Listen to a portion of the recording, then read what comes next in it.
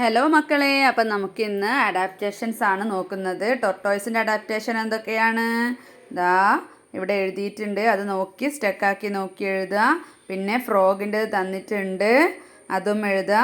പിന്നെ അതിന് ശേഷം ഏതാണ്? ഈഗിളിൻ്റെതാണ് അല്ലേ തന്നിട്ടുള്ളത്. ഈഗിളിന് ഷാർപ്പ് ആൻഡ് ബെൻഡ് ബീക്ക് ഉണ്ട് അല്ലേ. പിന്നെ അടുത്തതോ ക്രെയിൻ്റെ അഡാപ്റ്റേഷൻസ് തന്നിട്ടുണ്ട്.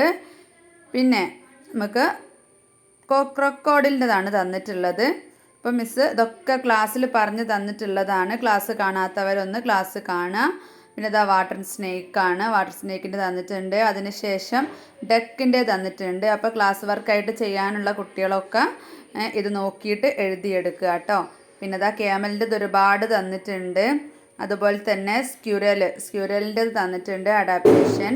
അഡാപ്റ്റേഷൻസ് എന്ന് പറഞ്ഞാൽ എന്താണ്? ഓരോ ജീവിക്കും ജീവിക്കാൻ ആവശ്യമായിട്ടുള്ള ഒരു അനുകൂലനങ്ങളാണ് അല്ലേ. നമുക്ക് നമ്മുടെ വീട് പോലെ തന്നെ അതുപോലെ ഇതാ പ്ലാന്റ്സിൽ കള്ളിമുള്ള് തന്നിട്ടുണ്ട്. അതുപോലെ വാട്ടർ ലില്ലി, ലോട്ടസ് ഒക്കെ ഒരേ ഗണത്തിൽപ്പെടുന്നതാണ് അല്ലേ, വെള്ളത്തിലുള്ള സസ്യങ്ങളാണ്. അപ്പോൾ അതിൻ്റെ അഡാപ്റ്റേഷൻസ് ഒക്കെ ഇതാ സെയിം ആണ്. അപ്പോൾ അതൊക്കെ എഴുതിയെടുക്കുക.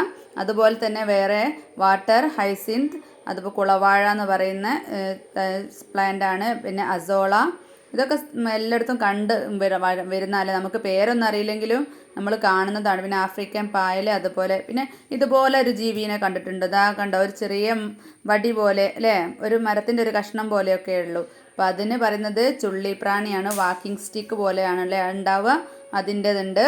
അതുപോലെ തന്നെ അഡാപ്റ്റേഷൻസ് ഓഫ് വുഡ് പെക്കർ ആണ്. പിന്നെ നമ്മൾ ടെക്സ്റ്റ് ബുക്കിലൊക്കെ പഠിച്ച പോലെ തന്നെ അഡാപ്റ്റേഷൻസ് ഓഫ് ഫിഷ് എന്തായാലും എക്സാമിന് ഉണ്ടാവും. അപ്പോൾ എല്ലാവരും കറക്റ്റായിട്ട് പഠിക്കുക കേട്ടോ. അപ്പോൾ താങ്ക് യു ഫോർ വാച്ചിങ്.